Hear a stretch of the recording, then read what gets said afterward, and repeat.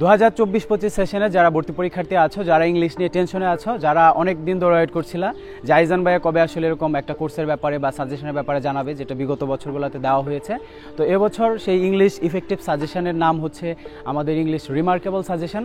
এবং এই সাজেশনে অনেক ব্যাপার স্যাপার আছে, গ্রামার পার্ট আছে, মেমোরাইজিং পার্ট আছে, রিটেন সেগমেন্ট আছে, সব কিছু আছে। এবং এর বাইরে আলাদা করে যে ব্যাপারটাকে তোমরা মনে করতে পারো যে খুবই আকর্ষণীয় একটা ব্যাপার, সেটা হচ্ছে আমাদের প্রত্যেক বছর যে ইউনিটে তুমি ইংলিশ পরীক্ষা দাও ঢাকা বিশ্ববিদ্যালয়ে, নির্দিষ্ট করে 6 বা 7টা লেকচারকে কিন্তু পিক করা হয় এমসিকিউ এর মানে গ্রামার পার্টের এমসিকিউগুলো নেওয়ার জন্য। তো ওই সকল মোস্ট ইম্পর্টেন্ট লেকচারের কথা তো বলা আছে এবং এখানে আলাদা করে ক্যাটাগরি ওয়াইজ গুরুত্বপূর্ণ গ্রামার পার্টের এমসিকিউ দেওয়া আছে। এবং এই গুরুত্বপূর্ণ লেকচারগুলো খালি তো নাম দিলে আসলে হয় না।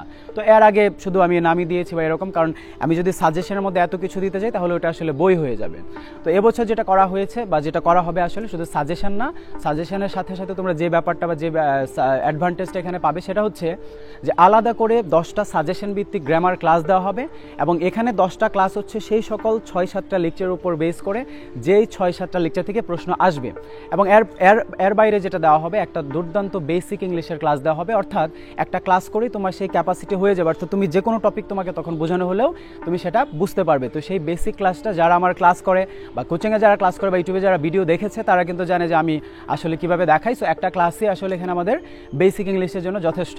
সো এই ক্লাসের পরে ওভারঅল আমাদের 10টা ক্লাস হবে। এবং এর বাইরে বিগত 10 বছরের ঢাকা বিশ্ববিদ্যালয়ের ইংরেজি প্রশ্নের সলিউশন ক্লাস বা সলভ ক্লাস দেওয়া হবে। এর মানে এটা এভাবে নেওয়া হবে যে এই প্রশ্নটা 2023 সালে এসেছে, এটা আবার কীভাবে আসতে পারে, বিগত বছরের প্রশ্নগুলো অ্যানালাইসিস আমাদের করা হবে এবং এভাবে একই সাথে ক্লাসটা নেওয়া হবে।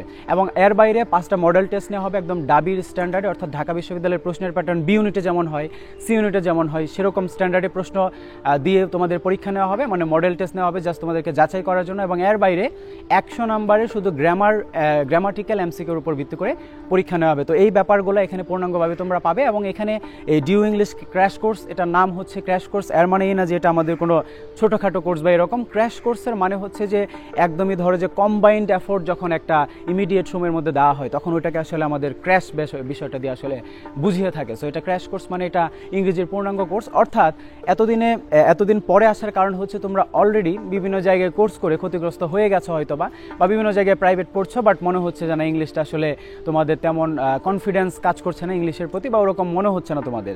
সো এখানে যাদের আসলে দরকার আছে বা যারা আমার অধীনে কোর্স করতে চায় বা ইংরেজিতে আসলে শুধু পাস করা না ভালো নাম্বার পেতে চায়, তাদের অবশ্যই আমি মনে করি যে এখানে এনরোল করা উচিত। এবং এটা তোমার ডিসিশন, তুমি ইন্টারমিডিয়েট পাস করেছো, এখন ঢাকা বিশ্ববিদ্যালয়ে চান্স পাবা বা অন্য বিশ্ববিদ্যালয়ে চান্স পাবে, এখন তোমার মধ্যে একটা ডিসিশন নেওয়ার ধরো যে একটা বিষয় আছে, এখন তুমি নিজে ধরো যে ডিসিশন নিবা যে তোমার এখানে এনরোল করা উচিত কিনা। তার মানে একই সাথে আমাদের এই কোর্সে আমাদের ক্লাসও যেমন পাওয়া যাচ্ছে, গুরুত্বপূর্ণ মোস্ট ইম্পর্টেন্ট লেকচারগুলোও যেমন পাওয়া যাচ্ছে, আবার আলাদা করে কি পাওয়া যাচ্ছে আমাদের সাজেশনের যে সকল বিষয় বললাম, গ্রামার পার্ট, মেমোরাইজিং পার্ট এবং রিটেন পার্টের সব কিছু বিষয় কিন্তু এখানে একসাথে আছে। তো এরকম পূর্ণাঙ্গ সকল বিষয় কিন্তু এখানে তোমরা পাবে। তো এখানে ওরিড হওয়ার কোনো দরকার নেই। এবং আলাদা করে আমাদের সাজেশনে memorising part, vocabulary, preposition, spelling প্রত্যেকটা কয়টা করে দেওয়া হয়েছে এটাও আমি আরেকটা ভিডিওতে তোমাদেরকে বলার চেষ্টা করব। অর্থাৎ এখানে তোমার পূর্ণাঙ্গ প্রস্তুতি হয়ে যাবে। এখন কথা হচ্ছে তুমি যদি সি ইউনিটে ইংলিশে পাস করতে না পারো তাহলে কিন্তু তোমার রিটেন খাতা দেখা হবে না। ডাজন্ট ম্যাটার যে তুমি অন্যান্য সাবজেক্টে অ্যাকাউন্টিং, ম্যানেজমেন্ট, মার্কেটিং, বাংলা এগুলোতে কত নাম্বার পেয়েছো। আবার বি ইউনিটে কিন্তু আবার শুধু ইংলিশ না, বাংলা, ইংলিশ, সাধারণ জ্ঞান সবগুলোতে আলাদা করে 5 নাম্বার তুলতে হয়। বাংলা ইংরেজিতে 5, সাধারণ জ্ঞানে হচ্ছে 10 নাম্বার তুলতে হয়। বাট বিষয় হচ্ছে সাধারণ জ্ঞান বাংলা অবশ্যই তোমার পড়তে হবে, বাট বিষয় হচ্ছে ওখানে কিন্তু সবারই এত উইকনেস থাকে না, উইকনেসটা কিন্তু মেইনলি ইংলিশে থাকে। এখন ইংলিশে তুমি ধরো যে 15 নাম্বার থেকে 5 নাম্বার তোলাটা একটা সাধারণ বিষয় বি ইউনিটে, বাট এটা তোমার কাছে কঠিন হয়ে যাবে যদি প্রস্তুতিটা এরকম না থাকে। অর্থাৎ সাজেশন ভিত্তিক ঢাকা বিশ্ববিদ্যালয়ে চান্স পাওয়ার জন্য পড়তে হবে সাজেশন ভিত্তিকভাবে, সাজেশন বেসড ম্যাটেরিয়ালস বা আমাদের ধরো যে কন্টেন্টস পড়তে হবে, যাতে করে যেগুলো পড়ছো ওখান থেকে কমন পড়ে। এখন ধরো যে একটা আমি টপিক তোমাদেরকে পড়ালাম, 2 ঘন্টার একটা ক্লাস দিলাম, আমি তোমাকে 50টা ক্লাস দিলাম, এমন টপিক পড়লাম যেগুলো আসলে ঢাকা বিশ্ববিদ্যালয়ে আসে না, বা ইন্টারমিডিয়েটে অনেক টপিক পড়েছো যেগুলো আসলে ওভাবে ঢাকা বিশ্ববিদ্যালয়ের সকল টপিক থেকে প্রশ্ন হয় না। প্রশ্নের কিছু প্যাটার্ন আছে, প্রত্যেক বছর কিছু ক্রাইটেরিয়া আছে, ওভাবে প্রশ্ন করা হয়। এবং মেমোরাইজিং পার্ট এত পড়ে অনেক সময় কমন কেন পড়ে না, কারণ হচ্ছে যে মেমোরাইজিং পার্টেরও কিছু পছন্দের ব্যাপার স্যাপার আছে, প্রেফারেন্সের ব্যাপার স্যাপার আছে। যেমন সি ইউনিটের মেমোরাইজিং পার্টটা একভাবে দেওয়া হয় বা কিছু বিষয় প্রেফার করা হয়, আবার বি ইউনিট বা ইউনিটেরটা একটু আলাদাভাবে প্রেফার করা হয়। সো এরকম সকল বিষয় কিন্তু এখানে একসাথে আছে।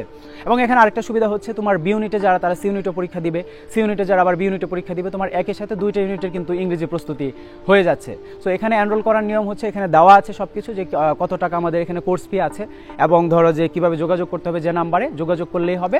তারপর তোমাকে ধরো যে প্রাইভেট গ্রুপে নিয়ে নেওয়া হবে, এবং প্রাইভেট গ্রুপে আমাদের লাইভ ক্লাস হবে, সেখানে দেখানো হবে ধরো যে আমি যেভাবে অফলাইনে কোচিং অ্যাডমিশন কোচিংয়ে ক্লাস নিয়ে আমার যে নিজস্ব টেকনিক আছে বা স্লাইড আছে, সেভাবেই কিন্তু ধরো যে ডিজিটাল বোর্ডে ক্লাস নেওয়া হবে। অর্থাৎ এখানে তুমি একটা ক্লাস চাইলে পরীক্ষার আগ পর্যন্ত একদম যে কোনো সময় তুমি দেখতে পাবে। এবং ক্লাসগুলো মোটামুটি আমাদের শুরু হবে ডিসেম্বরের 10 তারিখে, কিন্তু 1 মাসের মধ্যেই শেষ করে দেওয়া হবে, যাতে করে তোমরা একদম পরীক্ষার আগ পর্যন্ত ফেব্রুয়ারি পর্যন্ত যেন ক্লাসগুলো রিপিটেডলি করতে পারো বা এরকম। সো আশা করি সবাই বুঝতে পেরেছো। এখন ডিসিশন তোমার যে তুমি আসলে এনরোল করবা কিনা। এটা আমি হয়তো বা এত বেশি এগুলো নিয়ে কথা বলবো না, ঠিক আছে? তো এটা হচ্ছে বিষয়। আর এখানে যেটা কোর্স ফি দেওয়া হয়েছে, শুধু সাজেশনটাই আমার যারা এর আগে নিয়েছে তারা হচ্ছে 600 টাকা করে নিয়েছে বা এরকম।